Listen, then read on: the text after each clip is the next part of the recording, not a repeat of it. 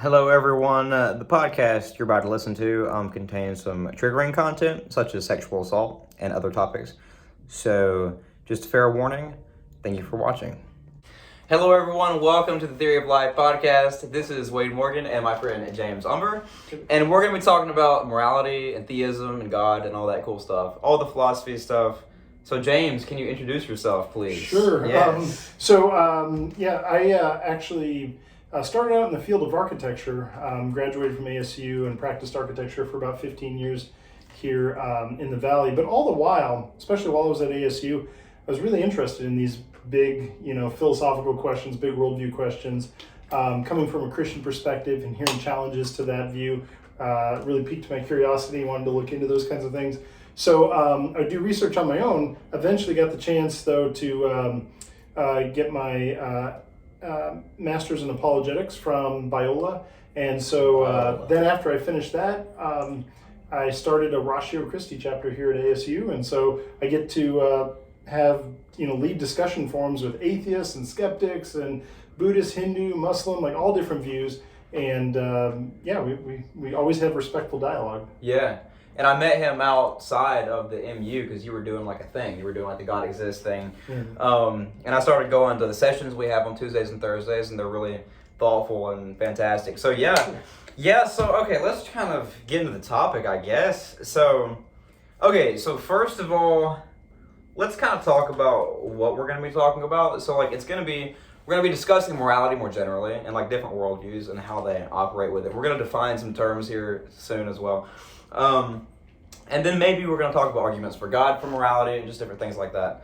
So I guess we can start by defining morality. Like, how would you define morality, James? Yeah, I thought about that a little bit. I think the simple definition is morality is an obligatory code of conduct. Okay. And by conduct, I don't just mean actions. It can also include thoughts. Yeah. Now, as we'll talk about, different worldviews might modify that a little bit, but I think that's a good general definition is an obligatory code of conduct. Okay. Fantastic. Okay, I kind of like that definition. Okay, so next, how does morality operate in different worldviews? Yeah. So I think this is where we're going to kind of stop the station and kind of have a conversation because so I'm not a theist necessarily. I'm not. Maybe in the future, who knows?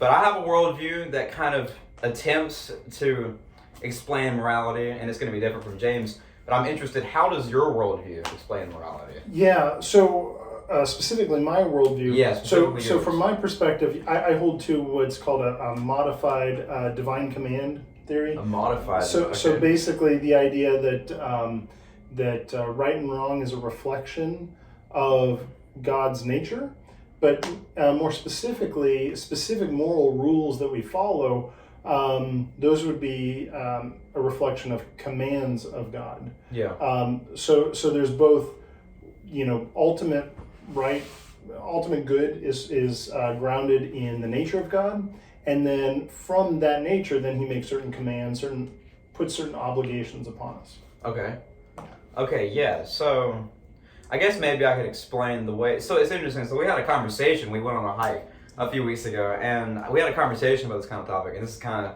what sparked this idea.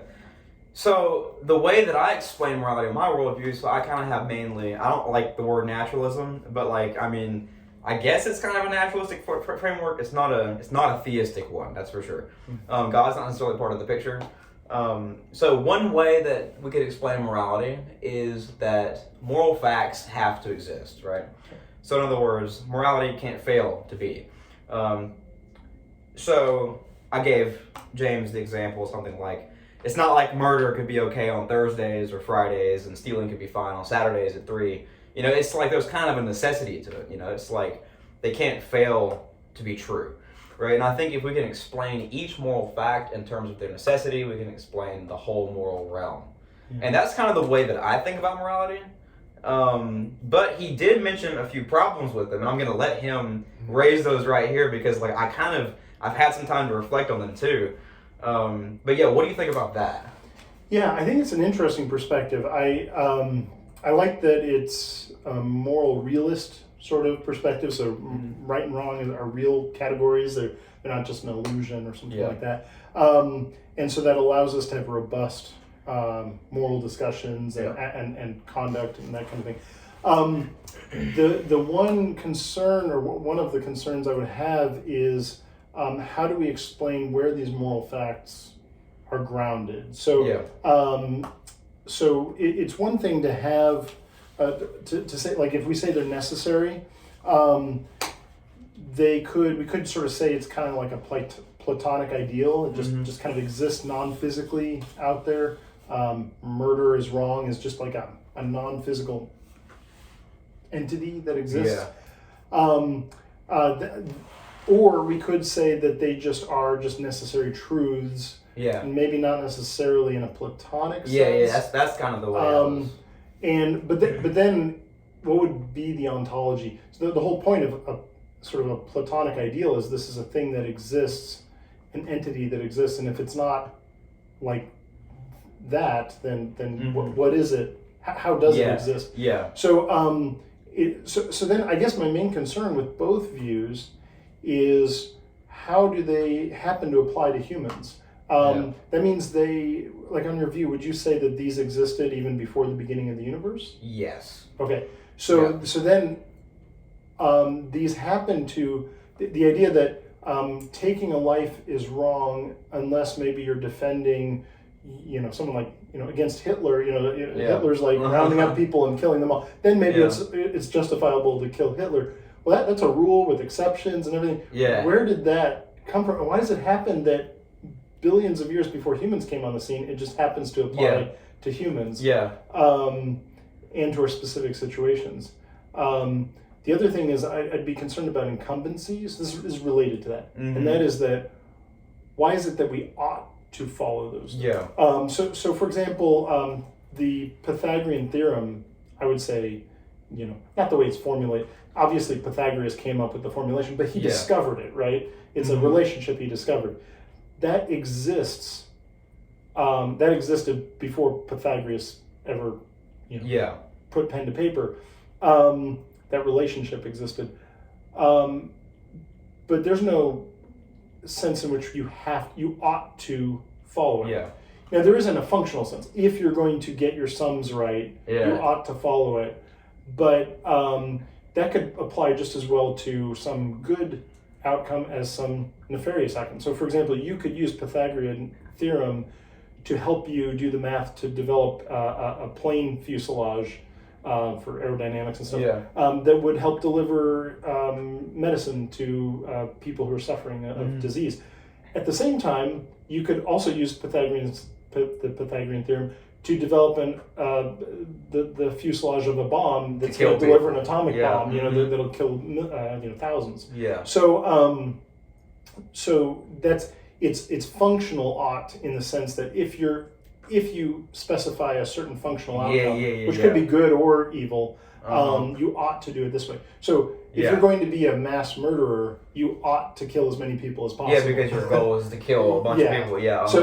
So I would say it's ought in a different sense. Okay, that's fantastic. No, okay, so the very first point is like, that's kind of the point that I've thought about the most. I'm very actually most interested in that second point because like, I haven't thought about that much, but I have a few things that like I've toyed around with.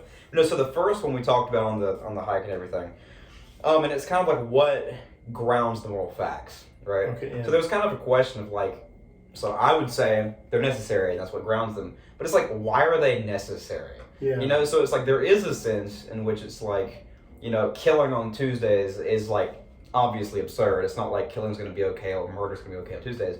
There's also kind of a sense in which it's like, well, why not? Right? Like, I mean, it kind of seems as though, like, maybe not a very specific day, but on any given day, it's like maybe it could be the case.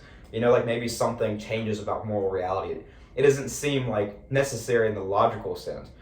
And that got me really thinking because it's like maybe it would be good to explain these moral facts as far as you can.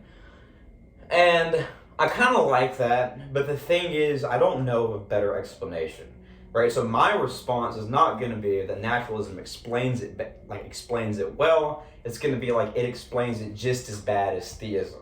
Right? So that's kind of a point we can get on.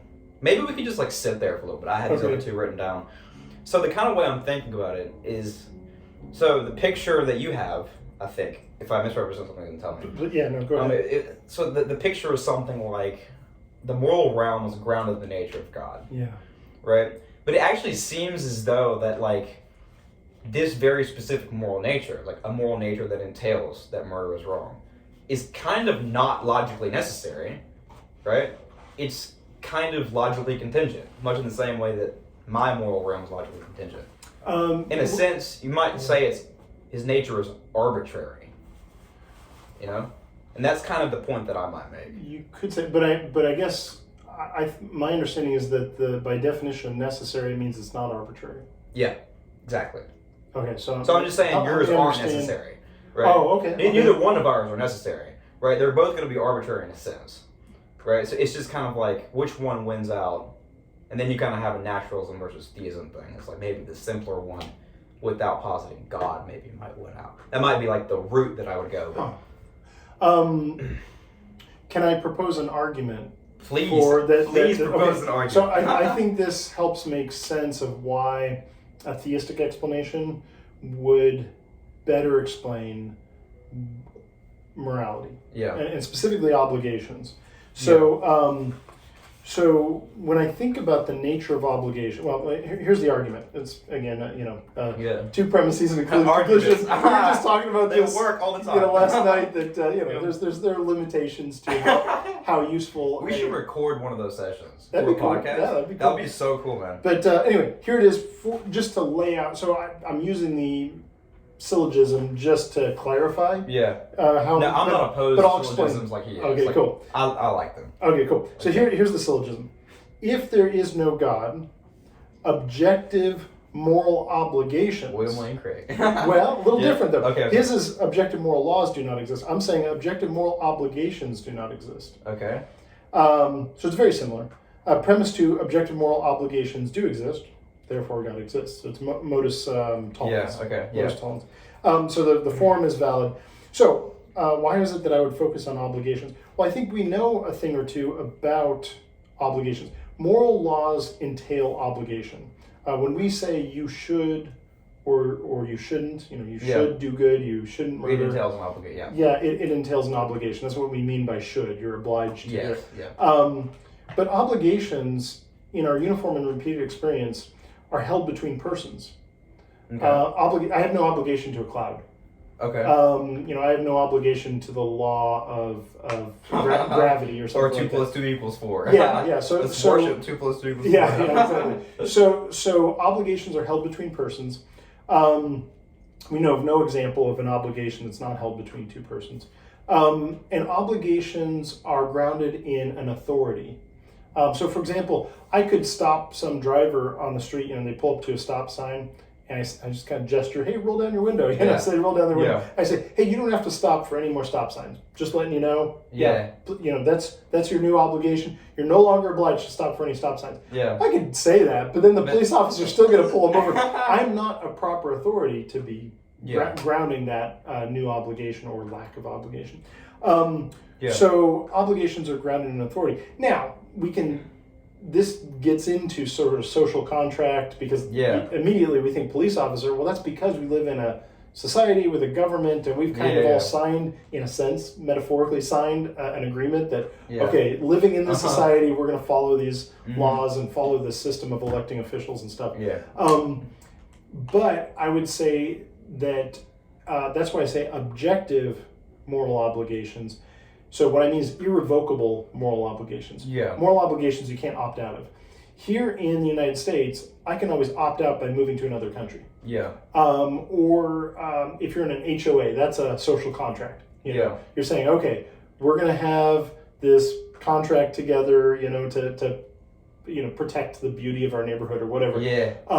But if at any point you're like, I am fed up with this, I'm just leaving you guys, you can just opt out of that, and there are certain consequences, sure, but you aren't obliged to always forever follow the rule of, you have to use these 3 beiges on every house you ever had. But when it comes to, what I mean by authority is not an authority by social contract, but an authority by the very nature of the authority. So one you Okay. can't opt out of, an irrevocable authority, which means an irrevocable obligation. Yeah. And so because of these two criteria, we see that that whatever we use to explain where these obligations come from is going to have to be a person and is going to have to be a proper authority over Okay. humanity. Yeah, okay, so that's interesting because, like, the last thing you said there, okay, so what I have here is grounded in authority by the nature of the thing, Yeah. right? So I kind of actually might want to know what authority, I might want some more clarity on the word authority. Sure. Because so there might be a distinction between there being obligations between persons and a person being the obligator, right? Right. So, like, I mean, there's a distinction there.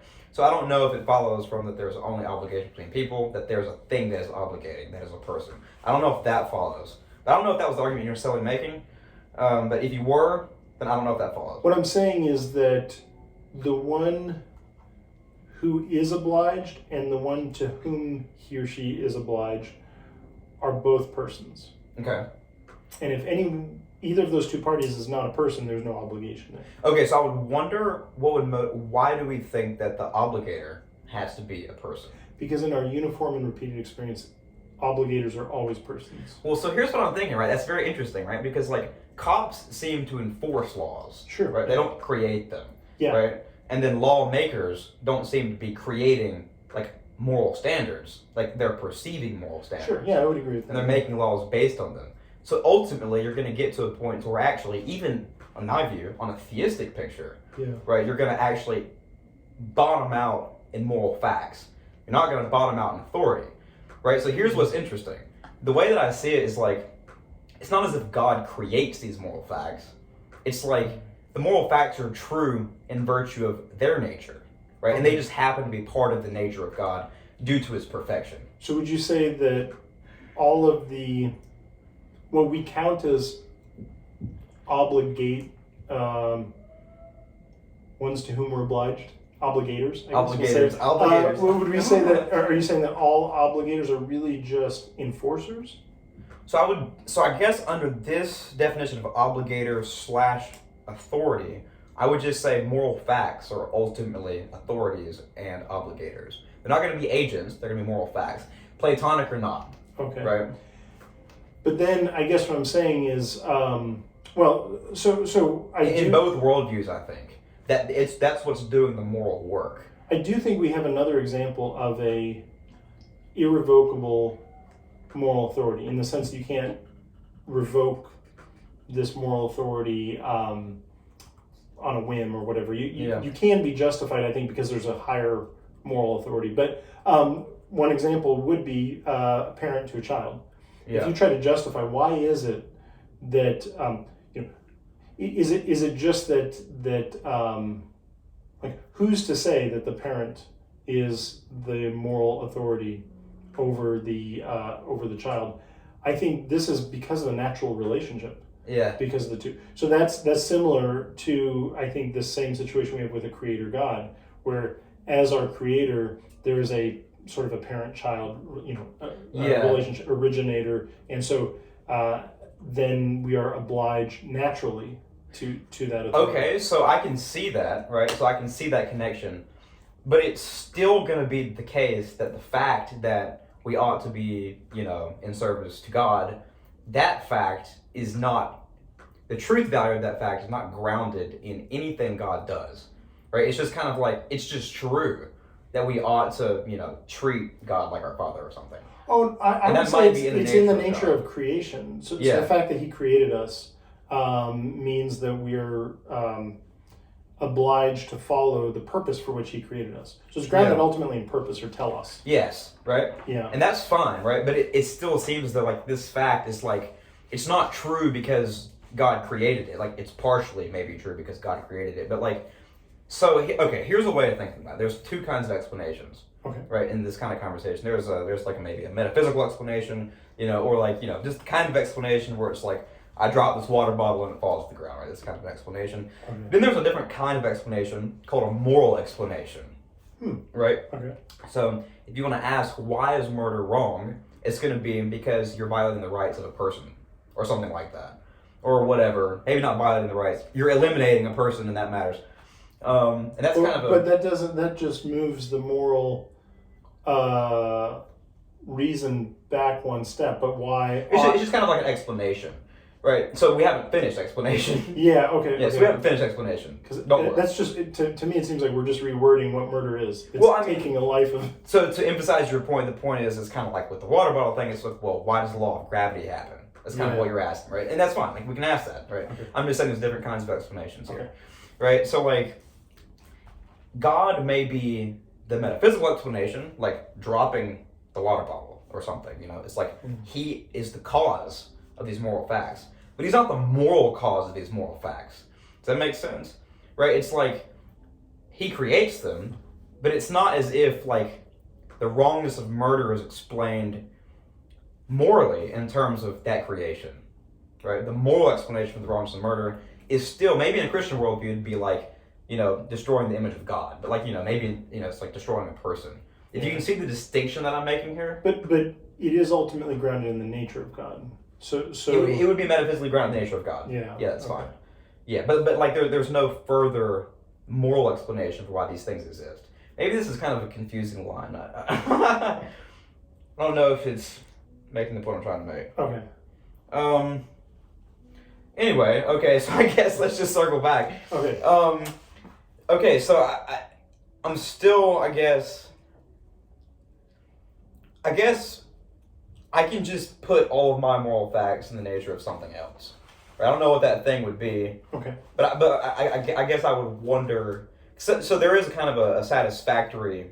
There's kind of a satisfactoriness, if that's a word, and like grounding stuff in one thing. I kind of like that. Yeah. Right. So like maybe it's like, you know, well, why did these fundamental moral principles exist at all? Right. And I guess I would just kind of like wonder like, why do we need an agent, right? And this actually kind of gets into we kind of already got there before, but we can circle back and do loopy-loops. This is kind of getting into the argument, like, for God's existence. It's like, you know, like, why would we need a creator to ground these things, you know? But again, I would think you wouldn't have an obligation. So if it was like, you know, the Pythagorean theorem, I have no obligation to follow the Pythagorean theorem. It's a good idea if you want to accomplish certain things. You know, again, a functional ought. But if someone decides to use some sort of like quick method that gets you around having to use the Pythagorean theorem, you know, so if you're looking at a triangle, you know that the hypotenuse is going to be at least a little bit longer than the longest side. Yeah. So you could just kind of use, like some carpenters might use as a shortcut because the precision isn't really all that. They'll just use some sort of like, I'll just add a little bit to the longest side. And that's good enough. So there's no obligation to follow the Pythagorean theorem. So it's this set of relationships that exist out there, but it has no incumbency upon us. Yeah, okay, so I guess I'm still wondering, like, why is God necessary for obligation? Yeah, so because without a person there, then you don't have an obligation. But by definition of an obligation, it is a holding to an incumbency. You're being. In fact, let me put it this way. I like the way Dr. Richard Taylor put it. He's a philosopher, ethicist. He's agnostic, and sometimes he calls himself a deist. But he's at Brown. Got his philosophy degree at Brown University. But he says that in casting God aside, they have abolished the conditions of meaningfulness for moral right and wrong. He goes on to say, discourse upon moral right and wrong and moral obligation without any reference to religion are really just weaving intellectual webs of thin air. And he goes on to say, in a separate work, so that was on virtue, but in another book he wrote, a duty is something owed, but something can be owed only to some person or persons. There can be no such thing as a duty in isolation. And then he goes on, there's more to it, but then he goes on to say, the concept of moral obligation is unintelligible apart from the idea of a God. So a duty just existing in itself has no incumbency to it. You know what is it to have a duty that is not owed to anyone? Yeah, so it actually I wonder if there's like a self-defeating kind of move we can make here, right? Where it's like, that duty, right? Is there like a thing we're wronging by not following what you just said, right? The fact that like, what's the duty that was? I don't remember. He didn't give a specific one. He just said. No, yeah, I'm not making any sense. No, it's okay. He said a duty is something that is owed.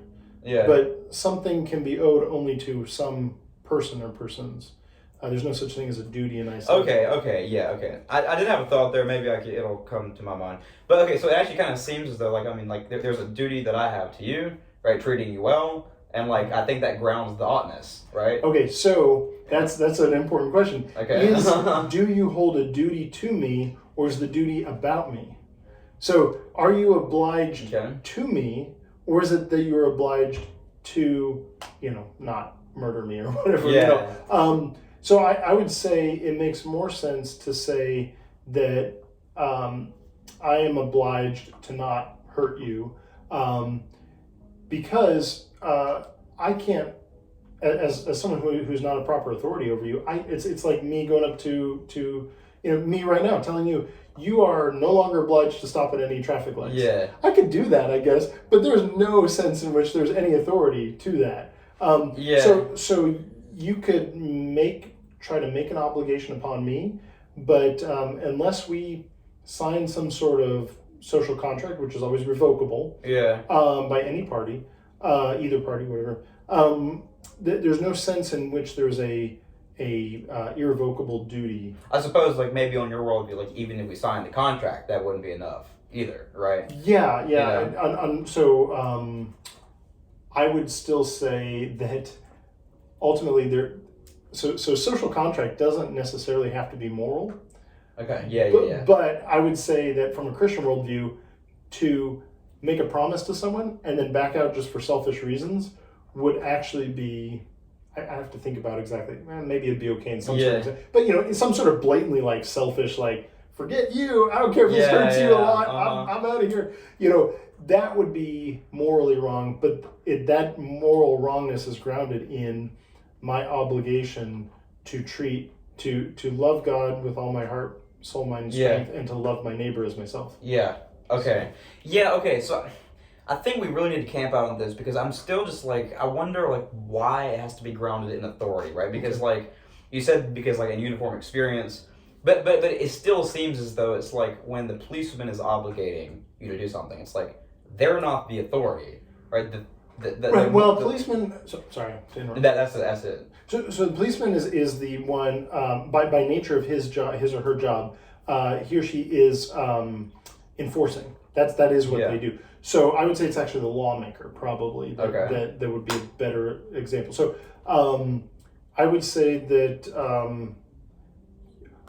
let's even just say, like, between the two of us, we sign a contract that says I will work for you as an employee. I'll help you dig a ditch in your backyard, whatever. I'm gonna work for all of Saturday afternoon from 1 o'clock to 5 p.m. 1 p.m. to 5 p.m. And I promise to work diligently to that. I don't know, whatever. You have to come up with the terms. Or I'll build a masonry wall for you, whatever. You'd have to put in the standards per the standards of masonry contractors or whatever. Then I am now obliged, and then in the contract is you pay me $500 or whatever.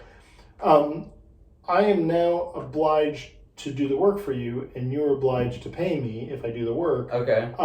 So we just created an obligation that wasn't there before. So I wonder what else would be needed to ground that.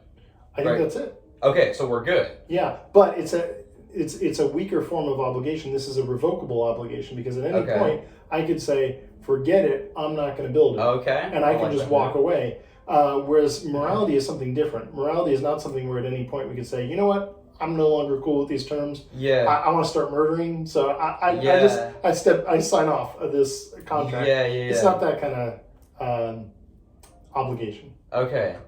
That is very interesting. Yeah. So it's strange because there's a sense in which like two people make a social contract. The way I kind of see it, it's like the obligation isn't there because of them signing the paper or anything, or them doing the social work. It's like there is kind of a transcendent obligation where it's like there are facts about the way these two people ought to engage with each other based on the promises they've made. Okay, so there is a kind of grounding relation. I think you're right. The promise is really the key. I'm glad you said that. Whatever, yeah. It's not so much about the piece of paper, right? Because two people could verbally, and really that's just the communication. Yeah. Really the idea is as long as we both have the intent and understand each other's intent, we could just do like, some people are really good at just kind of like nonverbal cues. They can just got eyebrows or whatever. And we're like, oh, I get what you're saying. Okay, I'm obliged to you. You're obliged to me because we just communicated using something else. Okay. That's totally cool. It's the intent, I think, ultimately. And this reminds me a lot of what Jesus had to say about morality, saying that really it's not about murder as an act. It's really about the hatred in the heart. Yeah. And I think we know this. Like deep down, we know this. Like if you think about pushing your grandmother. That's messed up. Who would push their grandmother? Yeah. That seems like it would be wrong, but really the intent is what matters. If you're pushing your grandmother out of the road because a truck is bearing down on her, well, that's actually a good thing. Yeah. Now, if you push your grandma because you want the inheritance, and it's like if I could knock her off, that's terrible, right? But the point is, it's the intent really, and so I think you're right. The promise is what really matters. Yeah. Okay, and. I don't know. It just kind of seems that that's enough to ground, like morale. I mean, it's like I don't know. So the promises are held between persons again. I would say. Yeah, I mean, so it's kind of like maybe there's a principle of like don't explain more than you have to, right? So it's like you don't want to multiply explanations, but not beyond necessity and stuff. Sure. So I wonder why we would need anything else to ground why breaking that promise would be wrong. Sure, yeah, but again, a promise is made, to someone. Yeah. So,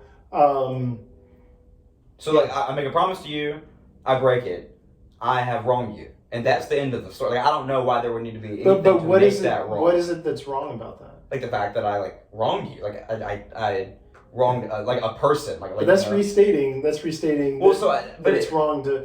So who's to say that it's wrong to break a promise unless there's. I think on your view, you would say that there is a non-physical rule that exists out there that says it's wrong, and that existed before the universe, that existed eternally, that it's wrong to break a promise. Interesting, though, it happens to apply to human promises even before humans ever, billions of years before humans ever existed. Yeah, so maybe I just got what you were saying earlier confused, and I mean, because you said something along the lines of, what grounds maybe the wrongness of an action, I think I might be misrepresenting you now, is, the fact that you there's, an obligation to a person. Obligations happen because of, certain contracts we make or whatever. And that's enough to ground... Well, in our uniform and repeated experience, we have... Every time a new obligation is created, it is created between persons. It is created... a person obliged to another person. Yeah. So that's why I think when it comes to trying to explain these other obligations that we see, we're saying, okay, how do we explain these ones? Well, in our uniform and repeated experience, every obligation that we've seen come into existence has been between persons. That's so. I'm gonna have to think about that. That's very. It's an interesting approach. That's very interesting. Because what we're used to hearing is the moral argument that's focused more on moral law. Yeah. If God does not exist, then moral laws do not exist. Moral laws do exist. Yeah. Therefore, God exists. But I think obligations are something we have a little bit more. It's a little bit more tangible. We can talk more coherently. More specifically about it, I guess. No, yeah, I'm gonna have to think more about all that. That's something else. So one question I kind of had in mind, because I'm not prepared for a lot of these kind of this is very high level stuff. I'm gonna spend the next week thinking about different. I should have sent you my notes. No, it's not a debate really. No, so there's kind of one question, and maybe it's an amateur question, but I just want to know how you kind of think about this. Sure. So what obligates you to do what God commands? Yeah, I think that's grounded in the fact that I was created for a purpose. Okay. And I think it would apply similarly to if we created an AI that was self-conscious. I don't think that's possible, but that's a whole debate. But if let's say we created,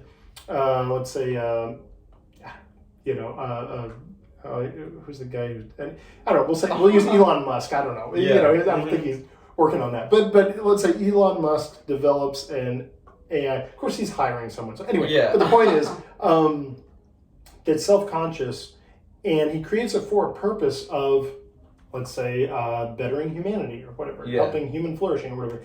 And if that AI then starts to say, hey, actually, now that I'm self-conscious, now that I'm thinking about it, I actually want to end humanity. Okay. And, this is the storyline of Terminator, basically. Yeah. We would be well within our rights to actually destroy that AI, to put an end to that AI. And by creating it for a certain purpose, it is obligated to live out that purpose. Yeah. And if it's not living out that purpose, it's perfectly reasonable to say it's not living out our purpose, and therefore we can terminate it. Yeah. That sort of thing. Okay. That's interesting. Well, I mean, here's maybe some interesting pushback, right? This is kind of a weird thing I was just thinking about. Like, I mean, imagine parents create this child. Yeah. Right? And they kind of have this purpose for them. Like, they're like, I want this child to be like the best pianist in the world. Right. And there's nothing else that I will allow this kid to do. There's a piano in the background. Nice. No, so and this is the purpose that I have for creating this child. So obviously the child doesn't have to do that. Yeah. So I want to be an architect or whatever. Exactly. A philosopher. A philosopher. So I think the fact that I think you're absolutely right. So there is not an obligation upon that child to live out that parent's dream of being a great pianist, but that is because we actually have a greater purpose. Okay. So parental authority is actually a delegated authority, on my view. Okay. So God delegates authority for a certain period of life, period of time in a child's life, until they are self-sufficient and an adult. So now, obviously, there are people who would disagree with me, and I'm just saying from my perspective, that's how I would explain that, is that I don't think that the parent has a eternal authority over that child to dictate what they ought to do in all areas. Yeah. Instead, actually, God has the ultimate purpose for that child and for all humans. Yeah. And part of that purpose is actually to, on my view, glorify God using the talents that they happen to have. Okay. And the interests that they happen to have, and the circumstances that they have and stuff. Different people have different circumstances, different talents, different experiences, that kind of thing. Yeah, so it's like a creator, the creation has to do what the creator says, unless there's a more important obligation out there by a bigger creator, I suppose. Because really, the parents are a creator in a sense, but not the ultimate ground. Not the ultimate creator. Yeah. Okay, no, that I like that. Yeah. Okay, so I guess we can go over that grounding the oughtness thing. Okay. Yeah. Because that was interesting. So I made a point we almost got into it at the hike. We were so close, but this is very. It actually seems as though as soon as we have a realm of morality, obligations are necessarily there. It just seems by definition. By definition. Yeah. Right. So maybe I'm missing something, but that felt like an objection to what you were saying. But maybe clarify what you were saying with the oughtness thing. Okay. So the way I would put it is morality entails obligations. Yes. Morality without obligation is not morality at all. It's it lacks any sort of. I agree with that. Yeah. Okay. So that's the relationship, I think, between oughtness and morality. Morality is a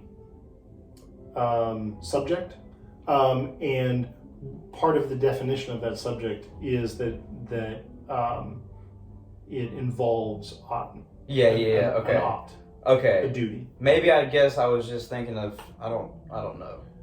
I thought that was an objection to something, but I guess it wasn't. I'm trying to think of how. It was something in the first statement that you said. Maybe I don't know. Okay. I do think that probably the strongest objection I've heard, if this is helpful, to this argument would be, are there any oughts that God is required to follow? Yeah. So So it's kind of Euthyphro's dilemma. Yeah. I don't know if anyone's familiar with that. That was actually kind of the point that I've been trying to bring up the whole time. Okay, so, good. Okay. So Euthyphro, saying like, okay, so is it that God just, arbitrarily made up some oughts? Saying, sure, we'll just come up with a list and just throw it at humans. These are your obligations. Because when we think about like Elon Musk, I don't know, developing AI or whatever, in a sense, like he could come up with any set of purposes for that AI. Is it like that?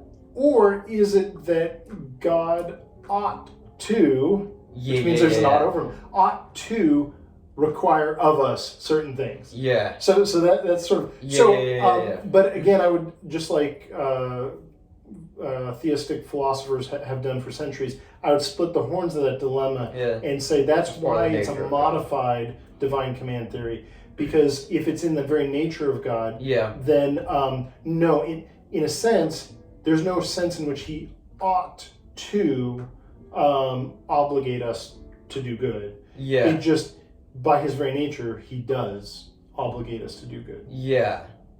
Okay, so on that Euthyphro point, so this is, I think maybe we're just bad at like wording what I'm trying to say. Like, but these are tricky. These are tricky. It's got more in the weeds than I thought it would. Oh, sorry. So, no, it's not your fault. It's my fault. I don't know how to. No, okay. So let's take two pictures here. Okay, so this is kind of the way that I think about it. So when I say it, I'm going to use the word contingent here. Okay. Now, when I use the word contingent, I mean logically contingent. Okay. Okay, so this could mean like any kind of physical necessity that could be logically contingent. It could have been otherwise. Logically could. So in other words, like as long as there's no logical contradiction, right? It's contingent. As far as that's just anyway. So we're going to compare two worldviews here, right? So like there is naturalism, where so this is kind of a side caveat. I'd like to think that all moral facts are kind of hopefully grounded in one moral fact or something. Okay, maybe a moral theory of everything, or maybe there's only a few. Maybe there's like 2 or 3 or something. Hopefully that's and I think we don't have to like necessarily disagree on that. Like I think you might have different kinds of moral obligations in your head, like what it might bottom out into, like I think the image of God and different kind of things. Yeah, it is interesting that Jesus summed up, all of the law, all the moral obligations down to 2. Jesus' theory of everything. But anyway. Okay. So that's kind of a caveat. But so let's compare two worldviews for a second, right? So let's take naturalism, right? So we're gonna have 1, 2, or 3 basic moral principles that are true of necessity. These things exist necessarily.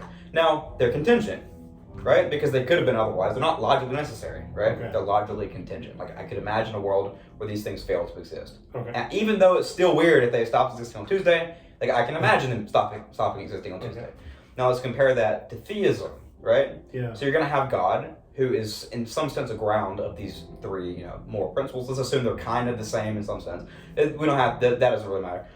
But it seems it's like, well, why does God ground these 3 and not 3 other ones? So it kind of seems like we've moved the arbitrariness back a step. So in my worldview, it's contingent. It's logically contingent. It's in a sense arbitrary. Why are these 3 principles the 3 principles? Like, why not something else, right? And it's not arbitrary in theism, but what is arbitrary is the nature of God.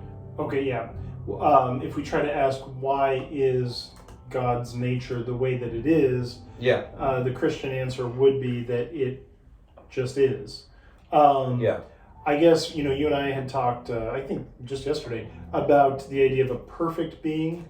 And yes. And I do think at that time we were talking about, does a perfect being necessarily have to be? I forgot what we were talking about. So I was actually dreaming about it last night. I forgot. Now I remember I dreamed about the exact I don't remember. I do agree that perfection does entail. It does entail necessity. Well, yeah, and that's the part. Yeah. Yeah. Okay. Oh, entailing agency. Agency. That's the part I wasn't too sure about. But I'd want to say I'm open to it. I just want to see the argument because I'm not there yet. But it's interesting. You've intrigued me. But I do think perfection would entail moral goodness. Yes. And so I agree. So then if there's a necessary being, you can see how you could get from necessary to perfection, and then from perfection to goodness. Goodness, yeah. And so it's not arbitrary in that sense. But yeah, I get you. You're ultimately going to have a basement level. You're gonna have a foundation. A bruteness. Yeah. Yeah. There's gonna be a brute fact somewhere, unless we just have an eternal regress. There's still bruteness there because like, why is the totality? Yeah, exactly. Josh Rasmussen. Why is it? Yeah, there you go. Please watch this video of Josh Rasmussen. I love it. But yeah, I do think what's nice is that we're pulling together the threads of, rather than multiple. I think you already kind of hinted at this. Rather than multiple brute facts, we're grounding all these in one brute fact. Yeah. So, but yeah, I do think you're right. We're going to ultimately have to come back to a prime mover sort of thing. And I think importantly, this like matters like a whole lot for like the theories, right? Because it's like we actually it kind of seems as though we have the same amount of arbitrariness, right? Well, so you just objected to it. So let me hear what you have to say. The nature of perfection, right? There's a sense in which like whatever is part of perfection, if perfection was exemplified, it's like, well, we can still ask, well, this is kind of complicated because like if we ask why is perfection exemplified, it's because it's necessary that it has to be there. But then we have this bootstrapping worry and stuff. But there's still kind of this logical contingency about it, where it's like, well, why is perfection this nature rather than another one? Like logically, like I can conceive of like, maybe I can't conceive of it. Maybe I'm using words in the wrong way. But like it does seem as though I can conceive of like a perfection being something like Satan, right? That seems really counterintuitive. Yeah. But it's like, maybe I'm making like a category. I have a hard time saying that Satan would be often in the Bible described as the father of lies, that being in any sense perfection. Well, no, it wouldn't be, but like possibly. And that's all we need. But if it's an internal contradiction, it can't even possibly be true. So this is what I'm wondering: is it an internal contradiction? So the same way that a triangle with four sides is impossible, logically impossible, because it entails a contradiction. Similarly, I think someone who engages regularly in lying, by the very nature of lying, would be imperfect, because to lie is to pervert the truth. Is to deny what's true. Okay, that's interesting. Privation, Yeah, so this is kind of a question I've been trying to work out with the contingency argument in general. And like I'm gonna be kind of like using this with my friend John next week. Okay. But like it's a little bit confusing because like in what sense is perfection an explanation? And like maybe it's just a rewording of a set of properties, right? That are clicked together, unified in some sense. I don't know. Yeah, I don't tend to use the perfection of God or a perfect being in most of the arguments that I use, or any of them really, because I do think, like you said, there's sort of an ambiguity in there. What do we mean by that? Yeah. So it's a challenging concept, and I tend to focus on. I'm not super sharp on these philosophical issues, so I tend to focus on like what can I understand, what can I get my mind around, what sort of truths can I reasonably understand, and so I tend to traffic in more of the pedestrian sort of arguments, because I have to work really hard just to even understand these sorts of things, So I don't know, there are people out there who, I don't know, maybe it's all just a front, but they seem to understand these very esoteric concepts at a deep level, and they're able to talk as if they understand them thoroughly, and they're able to define their terms so precisely. And I get a little lost in the and a lot of times it's kind of like a word vomit as well. Exactly. No, okay, so I'm actually thinking, like, this is kind of a side point, because, like, so I kind of have, I've told you about this, but I'm going to say it for the thing. Like, I kind of like this argument where it's something like, why does anything exist, right? And then, that's kind of a cool conversation. And it's like, well, maybe there's something that has to exist that can explain the stuff that doesn't have to exist. Right. And it's like, well, what kind of thing would have to exist? And then, maybe a perfect being is the only kind of thing that could have the ability to not be able to exist. Yeah. A lot of negatives and weird, like, logic in there. Like, the only kind of thing that could be necessary, right? And so, like, maybe it's like the only way we can explain morality, right, would be in terms of perfection. it would. There seems maybe to we be can make a similar move here. There seems to be a remove the connection. arbitrariness. The word perfection, I'd have to do some work to really research, like, how do people define that? And but it seems to me that I could see someone's, I don't want to say easily, but I could see someone making a connection between the word perfection and moral goodness. The two seem to be very related. So, the basis of my contingency argument is going to be, like, built on value and stuff, right? Yeah. So, like, that's kind of the way that I would... No, so maybe that's a way to make morality non-arbitrary, is to appeal to some kind of perfection. Yeah. I kind of like that. I'm going to have to think about that. Like, that's interesting. Yeah, okay, so I guess something else we could talk about. I mean, like, what about other worldviews? Like, maybe, like, secular... So, we can talk about secular humanism, but, like, I'm actually very interested in postmodernism. Yeah, right? yeah. And, like, that kind of thing. So, like... In many ways, that's the air we breathe. That's the air we breathe. Yeah. We're in Arizona, so it's everywhere. So, yeah.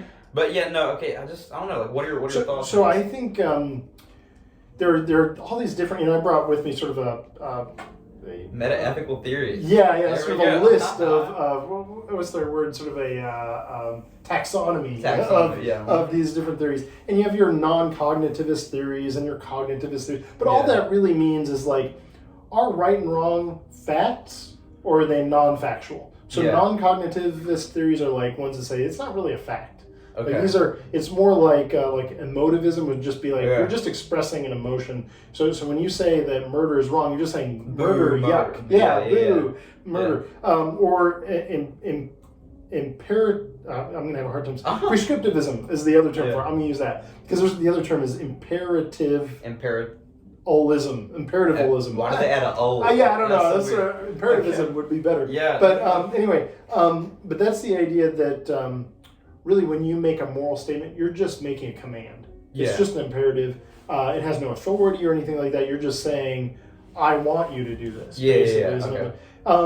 So those aren't like saying they're facts. It's just like when I say stop, like it's not you can't put a truth value to that. Yeah. It's just an imperative. It's just a prescription that I'm making. Now, could be that your prescription or imperative is based in a fact. Anyway, that's the definition.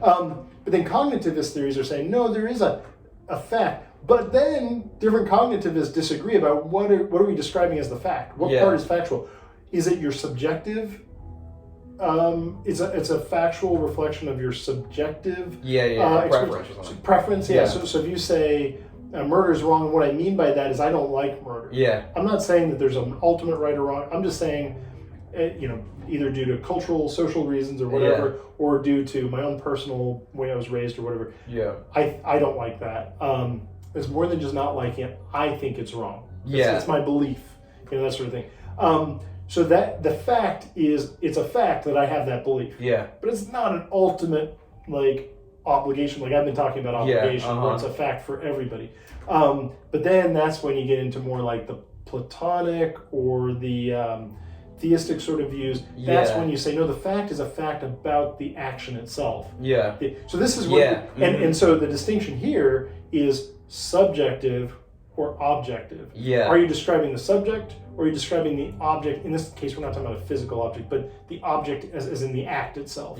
Something outside of yourself, or are you describing yourself? And so one point that's kind of weird. Here's I was talking to my friend John about this, and it seems as though the notion of subjective morality is necessarily incoherent.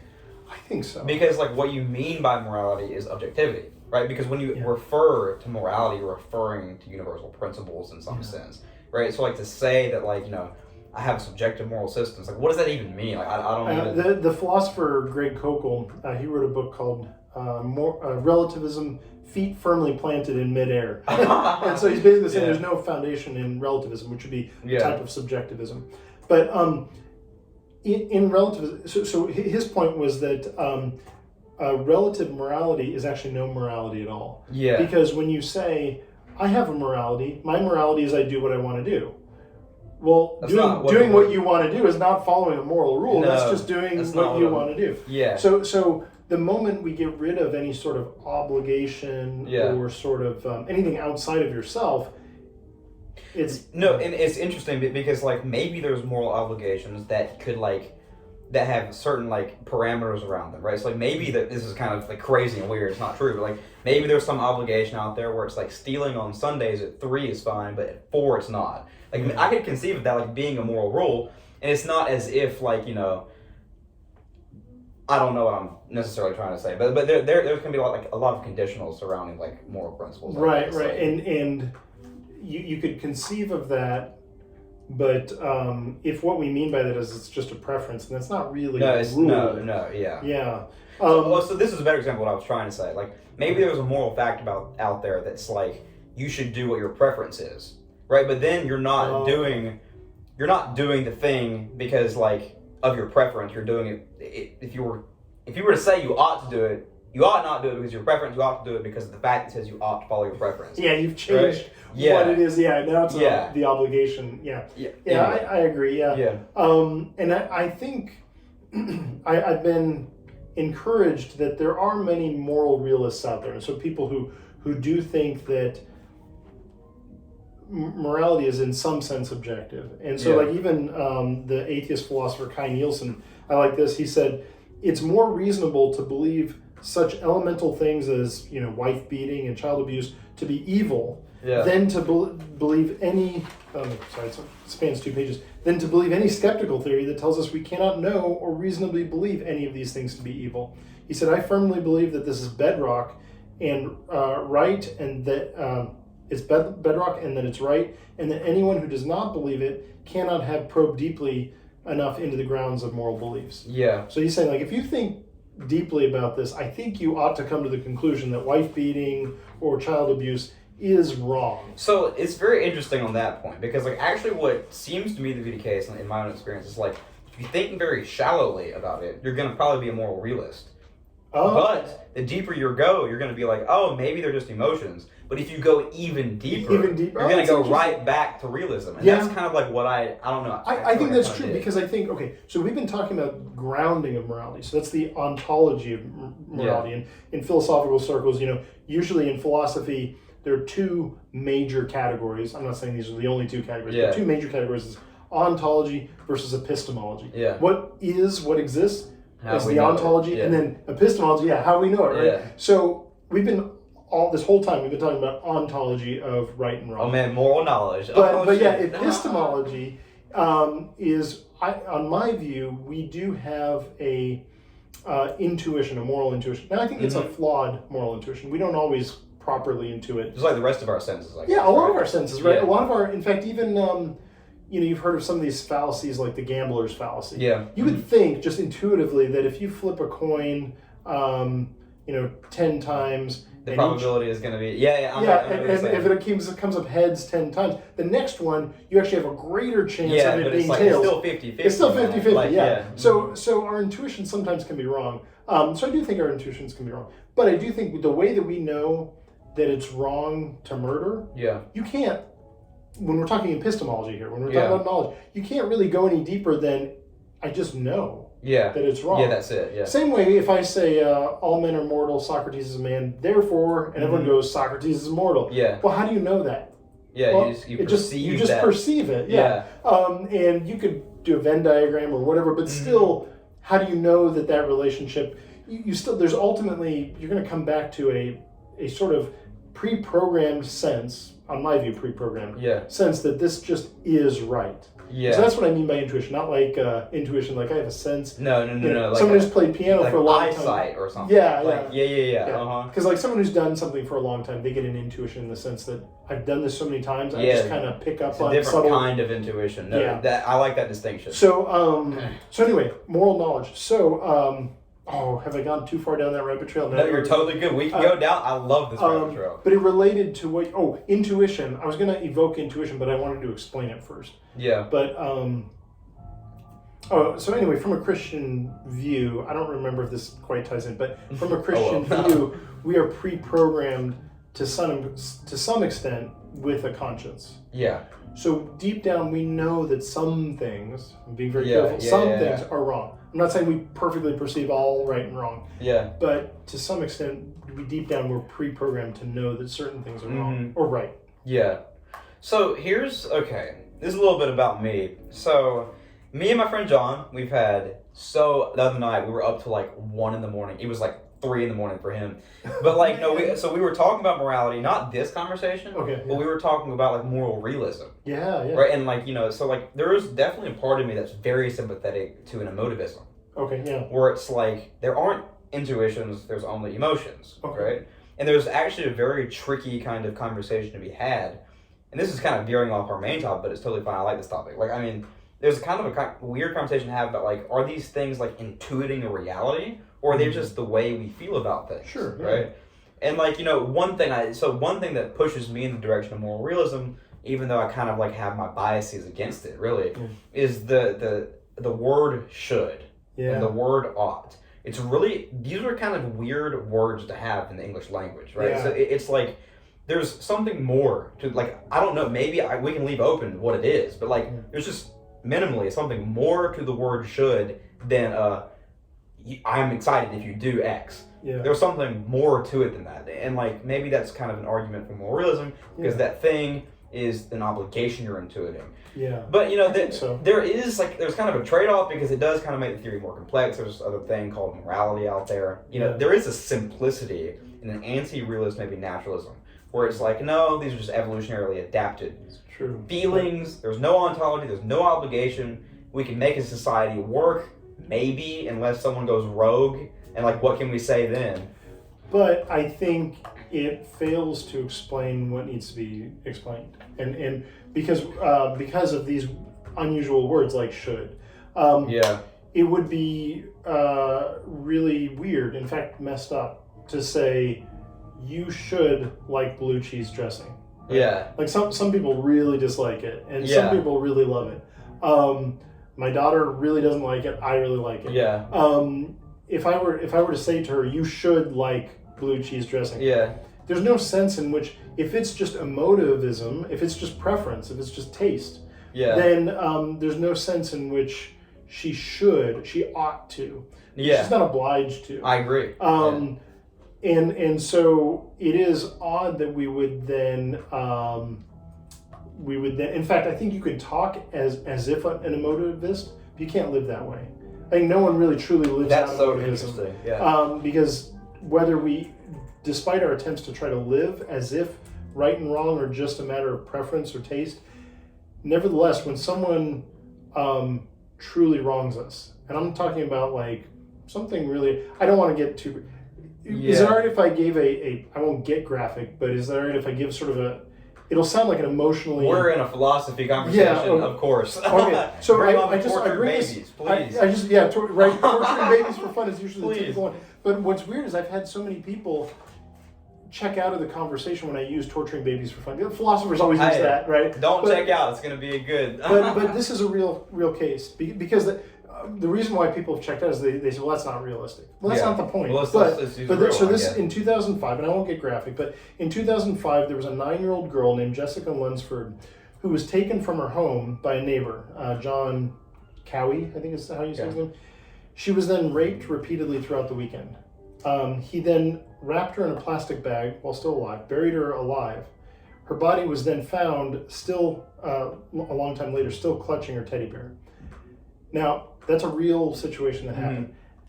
I can't say that is just like... Boo that. Yeah, that's just like me or my daughter with blue cheese dressing. Yeah. Like, it's more than just it's distasteful. Because, in fact, the way I wrote it here in kind of my notes is I say, if someone says, I don't like that, but my displeasure in it is no more morally valid than Cowie's pleasure in it, that person needs help. I mean, that's blunt, but I don't think I think the proper response when someone says my displeasure in what he did to that girl is no more morally valid than his pleasure in doing that to her. Our proper response to that is to say you need help. Yeah, like you need counseling, because that is not a healthy response to something so horrible, so evil.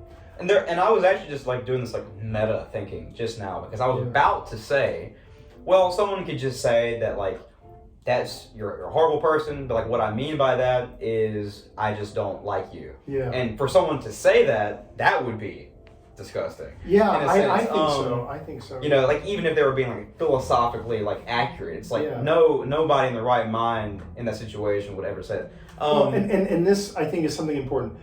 We have to be careful, including myself, in these sorts of debates or discussions. We're having a discussion, but you know, we often see it in the form of debate. In these sorts of discussions and quote debates, it's easy to kind of get focused on trying to defend a certain point of view. I appreciate that you're not like that. You're very conversational. We're like going back, batting ideas back and forth. But oftentimes that happens, and it's easy to start to we lose the emotional. and to almost get cold. And I've heard people. In fact, I talked to someone at ASU on the mall. We started out talking on the mall, then we went to lunch together. We ended up spending like 4 or so hours talking about these things. And I brought up this illustration, and I think because he was just so caught up in the discussion, he just wasn't. He said, "Well, no, that's just something I dislike." And I've been there. And I don't think in one sense, I'm like, that's disgusting that he would even say that. On the other hand, I think it's easy to just kind of, and I can be in danger of this too, getting so wrapped up in the intellectual that we kind of lose our humanity in some sense. And so, I mean, if someone were to say that, like, I mean, I don't think they'd be like a bad person. I'm just saying, like, I get that, you know. I think you would be a bad person if, like, you were talking to the family of the person. Yeah. Like, you would be a bad person well, then. If you later reflect on it, if you really, like, double down and, like, when the pressure's off, you're not trying to just win face, which already is not morally a good thing. But anyway, it's not about pride, but you really do, upon deep reflection, feel like this is just, think that this is just an emotive, I just happen to know. There's nothing really. I mean, this is kind of the way you see it. And so then I would think I would have a moral concern. I think. Well, I mean, I might with that. I mean, I think like the moral virtue, if morality is the thing. Yeah. I think the moral virtue is in the fact that like they would still hate it. Right, so like, if as long as the person was still disgusted by it, as long as they didn't like it, that's true. That's probably a reflection on what's really going on deep down. And so his intellectual move just kind of like in the way or something. Yeah, and you know, keep in mind, all of us are capable of doing this. But many times in these sorts of discussions, people will be willing to deny that they even exist, or people will be willing. I've had discussions like that. People will be willing to deny the laws of logic, you know, the basic 3 major laws of logic, law of non-contradiction, whatever. They'll do these moves sort of because they're getting caught up in the debate or discussion.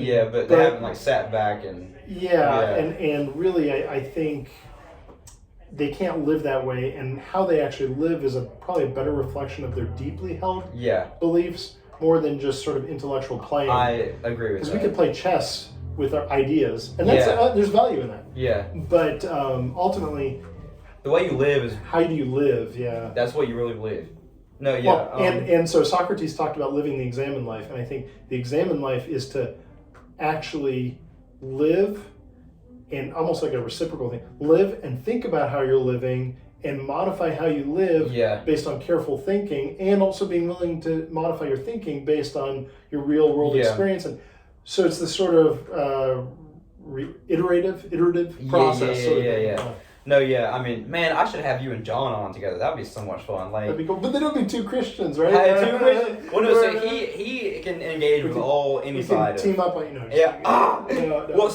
There's actually kind of a point I wanted to make, like going back earlier about like the simplicity of anti-realism. Okay. Right? So like, you know, maybe it's not just the simplicity of anti-realism, it's the complexity of realism, right? So like, this is kind of, you might be able to turn this into an argument for God, actually. But it actually is kind of a little bit strange that like, you know, evolution has selected moral intuitions.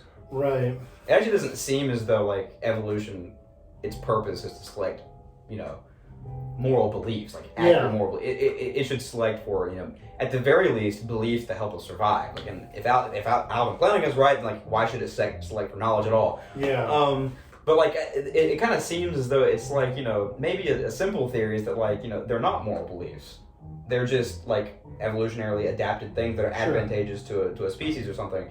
And like all of a sudden there's no question to ask about like, well, how is morality like in our minds when we can't appeal to a mechanism that might give rise to it. Now maybe you could just say, well, God did it. And that's kind of a good explanation, maybe. But then that adds more complexity to it, right? And then maybe at that point it's like, well, maybe we're just misunderstanding the word should. Maybe it is just kind of like you should do this, and that means I'll like you if you do it. Or maybe minimally it just means like we have a goal, as you were saying earlier at the very beginning of the discussion, we have a goal, and there's objective ways to get there, and we like getting there. And that's kind of what it means to say you should do something. But in that case, we are no longer talking about should in the sense of obligation. We're not. And so, like we said, then obligation collapses. Morality as a project has been reduced down to nothing. Non-morality. Yeah. So anti-realism. Anti-realism. Yeah. So in that case, I would say, well, in that case, it's no longer explaining what needs to be explained. It's explaining nothing.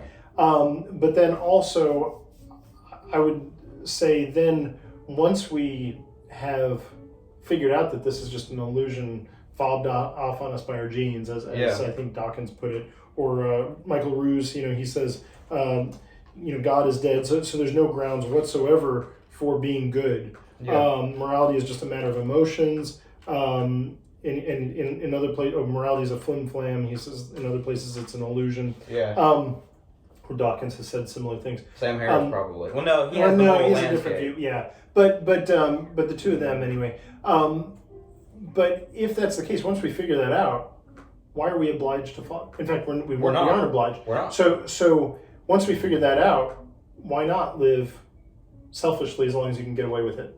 Because our biology won't let us. No, but our biology will let us. People do Sometimes. it all the time. But there also is a sense in which it's kind of like, so this is actually kind of an interesting question. Maybe we don't have to stay here for too long, because it actually gets into a question about like, are humans naturally kind of good, or they're actually naturally kind of evil? That actually might like get into a huge, like, and I don't know if it's like. But I just to interrupt you briefly. I think they're evil. By the way, us. I think people do wrong quite often, even if we're not sure if it's 50. More than 50% or less, whatever. Still, we're quite capable. Of doing wrong. Yeah. I mean, just open, any news site. Yeah. You'll see. Yeah. No. So I think the heart of this kind of question is, well, how do we build any kind of system with any kind of like, pragmatic utility or anything like, Okay. I mean, this might actually work well with a deterministic picture.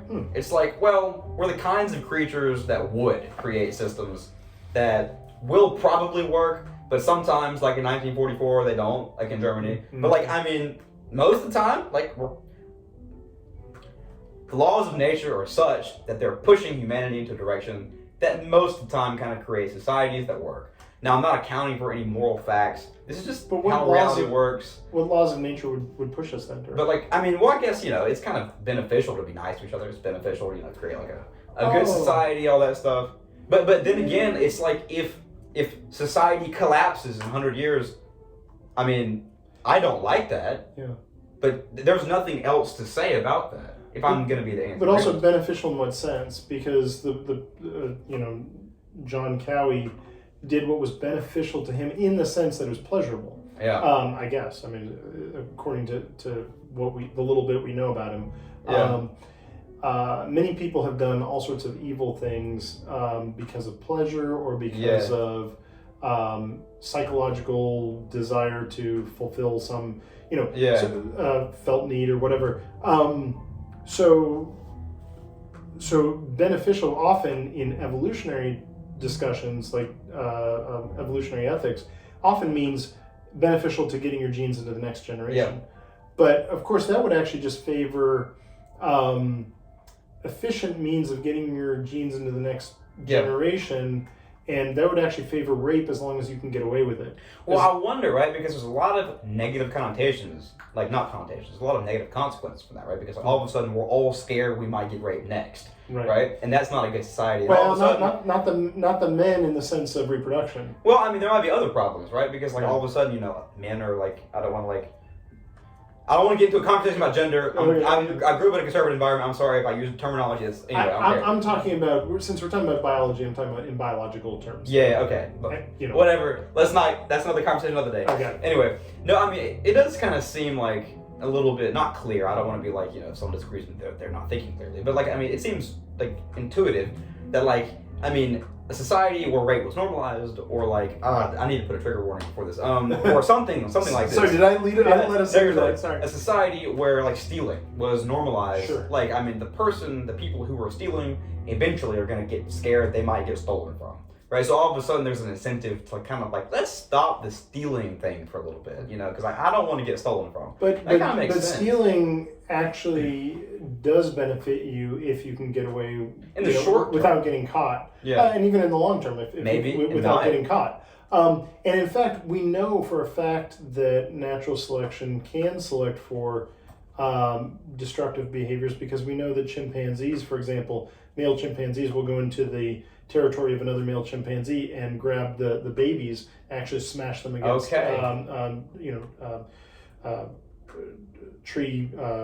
against trees and rocks. Yeah. We know that I don't want to use the R word again because of the trigger warning thing. Yeah. But we know that in nature that happens all the time. Yeah.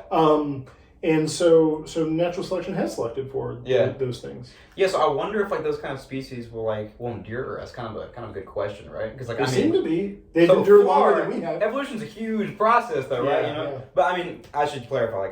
He knows more about biology than I do, so I'm not gonna even stop on this point. I'm trying to learn. But yeah, no. There was another point though. What was it? Oh man, I forgot what it was. It just literally slipped my mind. That's why I have to write things down, because I forget. You say something smart while I try to figure it out. I'll just say that. No, you continue. It was just a little point that evolutionary ethics can explain, potentially could explain why we feel the way we do. It doesn't explain why we ought to in the future act as well. I think it's necessarily the case, right? So just want to clarify. So I guess on an anti-religious picture, it's just going to be there's no obligations, and that's the end of the story. Yeah. Oh, I remember what I was going to say. Besides, okay, so and I think it does piggyback on the evolutionary conversation, but I guess I can just appeal to personal experience, right? I think when I'm living a life of virtue, virtue meaning stuff like being kind to others, treating others nicely, treating animals nicely, all this stuff. I should just feel better. Right, so there's actually kind of I feel better there than I do when I eat Oreos, or when I maybe yell at someone when I'm angry. So you could explain that through social, how you were raised in social dimensions. Yeah. Or you could explain that in the sense that that's because you're living the way you were designed to live. Yeah. You're living out your purpose. Yeah. So I think both the theistic explanation and the sort of non-theistic explanation can explain the feelings. Yeah. They can both explain the feelings. I do think, given what we observe in nature, we would expect that some of the behaviors we see in nature, some of the what we would call destructive behaviors we see in nature that animals do, shouldn't we feel good about those things as well? Why is it that it just so happens that all the things that natural selection, if you use that as an explanation, by the way, it's not entirely clear to me how mutation and natural selection can give us feelings. This is a different conversation. That's a different issue. But I agree. but assuming that, isn't it interesting that it just so happened to give us good feelings about all sorts of good behavior? That actually is that's the mystery. Yeah. So this is really strange. I think a theistic explanation makes more sense. No, I think it does. So there's this kind of interesting. It's a little bit different, and I will misrepresent this because I don't necessarily understand it fully. Okay. So that there's this kind of argument from psychophysical harmony. It sounds super fancy. But essentially it's how I can imagine maybe I will probably misrepresent this, but anyway, there's kind of an evolutionary process. It's what motivates us to act is going to be pleasure. And what motivates us, both pain and pleasure motivate us to act. Okay. One to avoid, one not to avoid. I can actually kind of imagine a world where I experience pain when I'm confronted with something I ought to pursue, or not ought in the moral sense, but maybe if I want to make a smoothie or something, and I really love the smoothie, I can imagine an evolutionary process where pain is the main motivator. Oh, right? Yeah. And pleasure is the one that makes you go away from stuff, right? Sure. It's actually a little bit curious, why is pleasure always associated with motivation, towards something, and why is pain always associated with something that goes away from something? Yeah, that's interesting. And that was probably not what Dustin Crummett meant, but it's something at least I developed, I guess, off of what he was saying. But no, there are questions about like why do we have the experience that we do? Yeah. Evolution as a mechanism that doesn't seem to be sufficient for a lot of like the data we kind of see. Yeah, I think so. Yeah. And it's not intended. Well, I would say that as it was originally designed, evolutionary theory was never intended to explain those sorts of things. Yeah. So, So we have to appeal to other things, I guess. Yeah. But yeah. And do you have anything else, I guess? I think those are the main points that I had. I think focusing on the nature of obligations is an interesting and fruitful area of discussion. Yeah, no, okay. I think the main thing I need to think about is like, because we ended up at a point where like, we were comparing naturalism and theism, and we were pointing out the arbitrariness, right? Yeah. But like there's something about your theory where like there's perfection can kind of like maybe explain that. Right. And I think as long as that works, that theory wins out, right? But if we don't appeal to perfection, if we don't use that device, I don't know how one could win out. Okay. So that's what I'm thinking. Yeah. I don't agree, but that's okay. It's totally fine. But yeah, That's okay. anyway, maybe we have a part 2 or something. By the way, an interesting source on this issue of the nature of obligations and how they relate to morality is that philosopher Taylor. Okay. What's his name?